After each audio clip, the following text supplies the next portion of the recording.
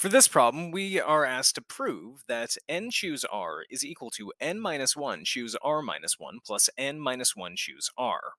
So I'll start this off as a sort of what we could call a two-column proof, where on the right-hand side of the column, I'll be going through what we have or how we would write out the right-hand side.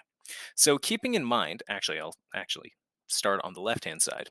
So we know that n choose r is going to be equal to n factorial divided by r factorial times n minus r factorial.